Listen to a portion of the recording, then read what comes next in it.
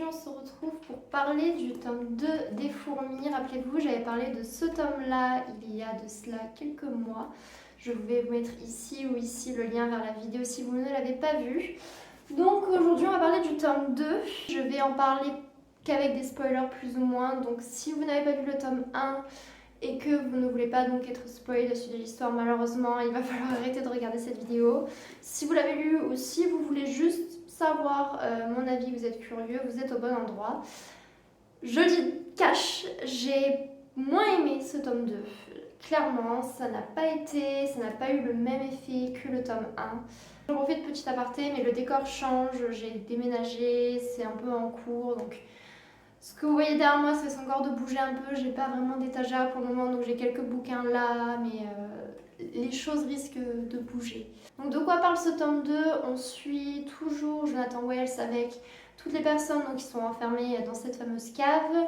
On va suivre de nouveaux personnages humains. On va avoir le commissaire Méliès et la journaliste Laetitia Wells qui n'est tout simplement que la fille d'Edmund Wells, donc le fameux scientifique qui rédige la fameuse encyclopédie du savoir relatif et absolu. On va continuer de suivre donc la colonie de Belokan qui maintenant est donc dirigée par Shlipuni, si je prononce bien, qui est notre ancienne fourmi sexuée qui, si je me rappelle bien, était la 56e.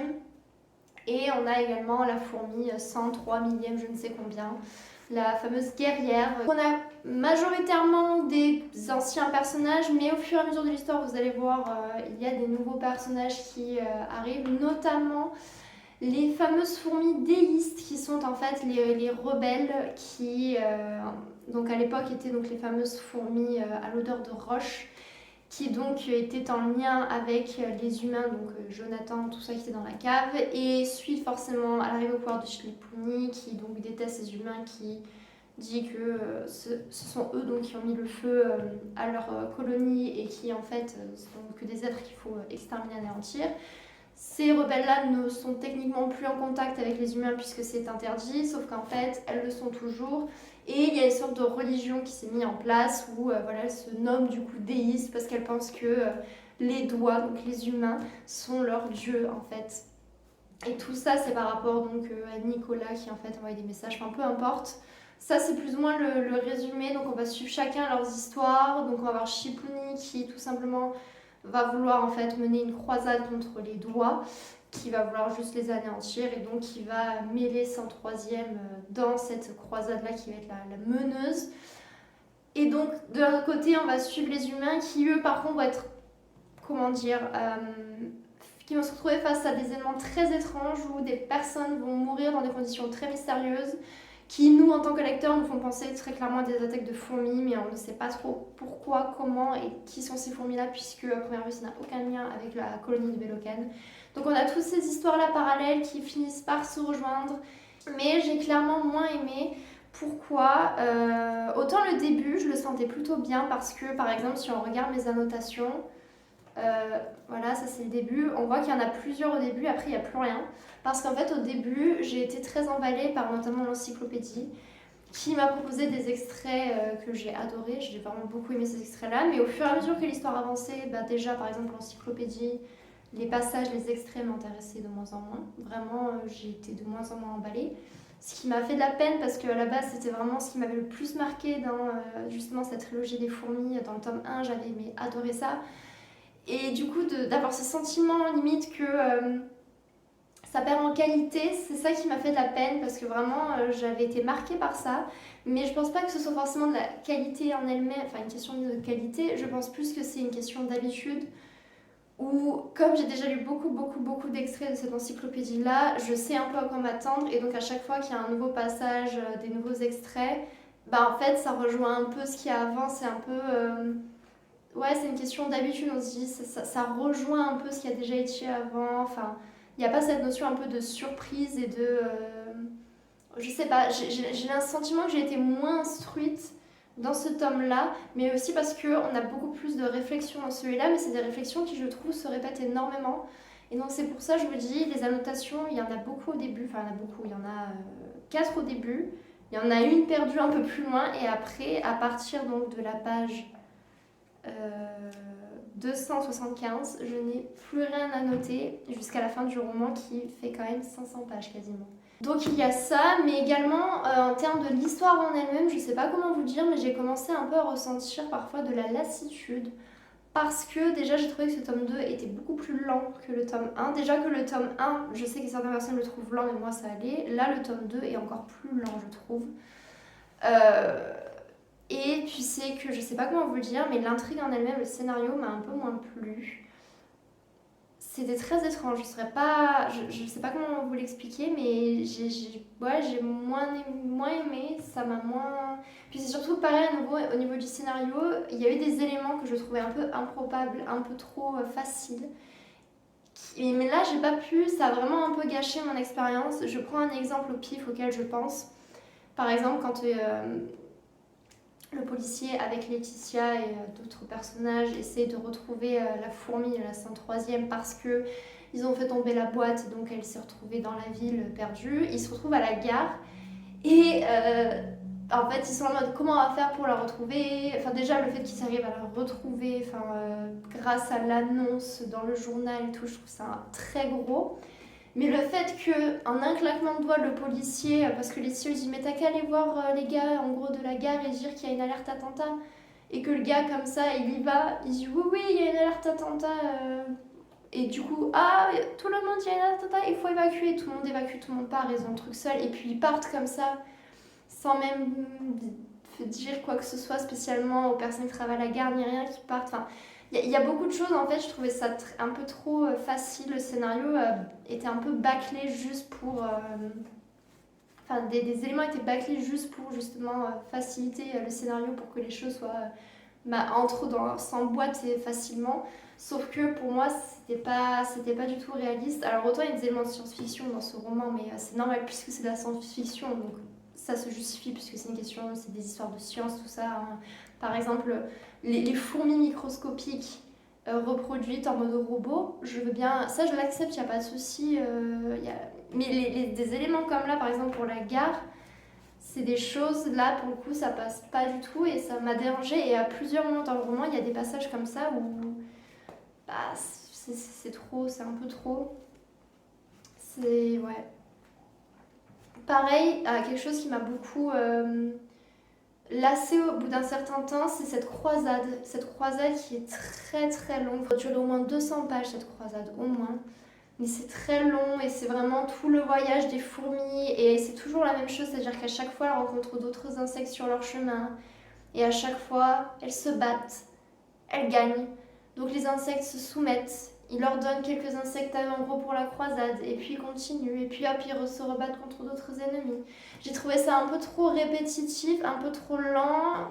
Pour moi, ça apportait pas grand chose. Pareil, la secte, j'ai eu du mal puisque ça apparaît un peu comme une secte, mais Jonathan, donc avec tous les membres, donc ceux qui vivent dans la cave, ils ont plus de nourriture plus ou moins. Et donc ils finissent par dire ok en fait il faut qu'on évolue, nous en tant qu'humains maintenant, qu'on devienne autre chose, plus ou moins des fourmis.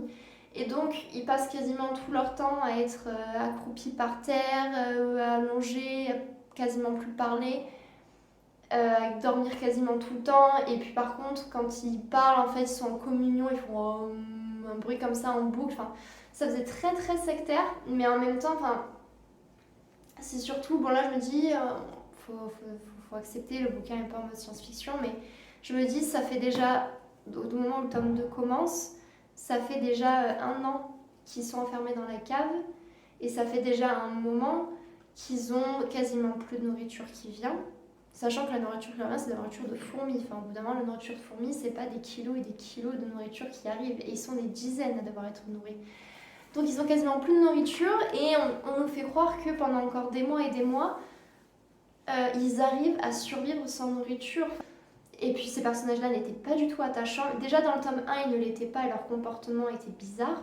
Parce que en fait, j'en avais l'impression dans le tome 1 d'avoir en fait des fourmis mais version humaine. Parce qu'en fait, vraiment leurs sentiments, leurs émotions n'étaient pas du tout développées. Dans le tome 2, ces personnages-là, ces mêmes individus, c'est toujours le cas. Sauf que là, en plus, il y a leurs histoires un peu bizarres, et puis ils arrivent à survivre sans nourriture, etc. Bon, ok.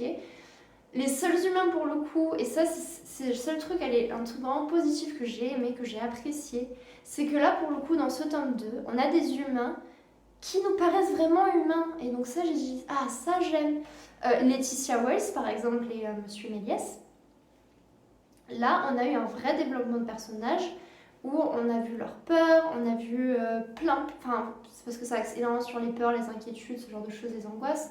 Mais là, on a vraiment affaire des humains, des personnes vulnérables qui s'expriment et pour qui on comprend vraiment leur personnalité, on a un vrai développement et même dans leurs relations entre eux. Donc ça, j'ai aimé, je dis, ça c'est bien parce que dans le tome 1, ça manquait. Et là, on l'a dans le tome 2. Mais le problème, c'est que je vous dis, tous ces éléments accumulés entre l'encyclopédie, qui malheureusement, j'avais l'impression de revoir un peu les mêmes réflexions en boucle, que ça avançait pas en fait. J'ai pas eu le sentiment qu'il y a eu une progression réelle dans ces réflexions-là. Les humains dans la cave qui sont complètement perchés et qui ça n'a aucun sens. La croisade fourmi qui est longue, répétitive. Bah, tout ça, oui, rien que ça, c'est 3 gros éléments. Et mine de rien, bah, sur 4 arcs, parce qu'on va dire qu'on a 4 arcs narratifs, on a en gros la colonie Bélocane, les humains dans la cave, les humains à l'extérieur, donc Laetitia, tout ça, et la croisade, les fourmis qui partent en croisade. Ça nous fait en gros 4 arcs, 4 points de vue qu'on suit dans l'histoire. Mais sur les 4, il y en a 3 qui posent déjà problème. Donc vous voyez, c'est pour ça cette lecture-là, bah, j'ai pas du tout eu le même entrain que dans le tome 1 et ça me fait un peu peur, ça m'inquiète pour la suite parce que je me dis le tome 3, il est encore plus long, il est encore plus gros, il fait... Ouais, oh ouais, il est costaud, il fait presque 700 pages. J'ai pas du tout le même engouement que dans le tome 1. Pourtant, on en apprend des choses parfois, il n'y a rien à dire, on en apprend des choses, que ce soit sur les insectes ou autres, mais j'ai l'impression que c'est beaucoup moins que dans le tome 1. Et je vous dis vraiment au niveau du scénario, de la construction, l'histoire, les personnages en eux-mêmes, le développement, c'est pas que c'est pauvre, mais bon, pour certains personnages, je trouve que ça l'est. Mais c'est surtout que c'est un peu trop toujours la même chose, on tourne un peu en rond, ça avance pas assez vite, on pourrait faire ça plus rapidement et de façon plus efficace. Après, voilà, il y a des passages qui m'ont énormément plu, par exemple, et c'est pour ça, je pense que ça m'a encore plus déçue parce que vraiment, je me dis, les premières pages de l'encyclopédie, elles envoient du lourd. Par exemple, le premier extrait, moi je l'avais beaucoup aimé. Je vais vous lire une partie, pas tout. Hein. Encore vous avez donc découvert le second volume de mon encyclopédie du savoir relatif et absolu. Le premier était déposé bien en évidence sur le lutrin du temple souterrain. Celui-ci a été plus difficile à déchirer, n'est-ce pas? Bravo. Qui êtes-vous au juste? Mon neveu Jonathan? Ma fille? Non, vous n'êtes ni l'un ni l'autre. Bonjour, lecteur inconnu. Je souhaiterais mieux vous connaître. Déclinez devant les pages de ce livre vos noms, âge, sexe, profession, nationalité. Quels sont vos intérêts dans la vie? Quelles sont vos forces et vos faiblesses? Oh, et puis peu importe, je sais qui vous êtes. Je sens vos mains qui caressent mes pages. C'est assez plaisant d'ailleurs. Sur le bout de vos doigts, dans les sinuosités de vos empreintes digitales, je devine vos caractéristiques les plus secrètes. Tout est inscrit jusque dans vos moindres fragments. J'y perçois même les gènes de vos ancêtres. Dire qu'il a fallu que ces milliers de gens ne meurent pas trop jeunes, qu'ils se séduisent, s'accouplent jusqu'à en arriver à votre naissance. Aujourd'hui, j'ai l'impression de vous voir en face de moi. Non, ne souriez pas, restez naturel. Laissez-moi lire plus profondément en vous. Vous êtes bien plus que vous ne l'imaginez. Vous n'êtes pas simplement un nom et un prénom dotés d'une histoire sociale. Vous êtes 71% d'eau claire, 18% de carbone, 4% d'azote, 2% de calcium, 2% de phosphore, 1% de potassium, etc., etc. Voilà la recette de votre existence. Tous ces matériaux proviennent de la combustion des étoiles et on peut les trouver ailleurs que dans votre propre corps. Votre eau est similaire à celle du plus anodin des océans. Votre phosphore vous rend solidaire des allumettes. Votre chlore est identique à celui qui sert à désinfecter les piscines. Mais vous n'êtes pas que cela. Vous êtes une cathédrale chimique, un faramineux jeu de construction avec ses dosages, ses équilibres, ses mécanismes d'une complexité à peine concevable. Car vos molécules sont elles-mêmes constituées d'atomes, de particules, de quarks, de vide, le tout lié par des forces électromagnétiques, gravitationnelles, électroniques, d'une subtilité qui vous dépasse. Etc. etc. Enfin, par exemple, ces passages-là où il décrit en fait nous, par exemple, en tant qu'humains, ce que l'on est, de quoi on est composé, ce genre d'éléments-là. À chaque fois, je vous dis, moi, j'ai des étoiles plein les yeux parce que je me dis à chaque fois, c'est tellement particulier et c'est ce qui aussi nous rend tellement unique, que ce soit nous ou les insectes ou les animaux dans la nature. Vraiment, c'est ce genre d'éléments-là. Je pourrais vous lire plein d'autres extraits honnêtement. Alors, pareil, ça j'avais beaucoup aimé. Et là, c'était l'un des rares moments où j'avais l'impression de me retrouver à nouveau avec ce que j'avais le droit dans le tome 1, c'est-à-dire les petits moments, les petites minutes scientifiques où j'apprends plein de choses sur les insectes. Par exemple, les punaises de lit, on nous apprend plein d'éléments. Par exemple, les femelles au sexe multiple. À force de se faire perforer n'importe où par des mâles indélicats, les femelles punaises se retrouvent couvertes de cicatrices dessinant des fentes brunes cernées d'une zone claire, semblables à des cibles.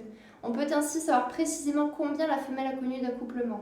Si elle se fait donc perforer par un mâle, mais que c'est pas entre guillemets au bon endroit, malgré tout les spermatozoïdes ne sont pas perdus, ils vont rester là. Et quand ensuite elle va se faire accoupler avec un autre mâle, et que cette fois-ci sera la bonne, en fait, les spermatozoïdes à la fois de ce mâle-là et du mâle précédent vont se mélanger. En fait, elle va faire des enfants des deux mâles, par exemple. Donc, même entre eux, en fait, les punaises de lit ne font pas forcément de distinction entre les mâles et les femelles. Et donc, les mâles, entre eux, vont s'accoupler. Enfin, plein d'éléments. J'avais adoré tout ce passage-là sur les punaises qui est très long. On apprend beaucoup de choses.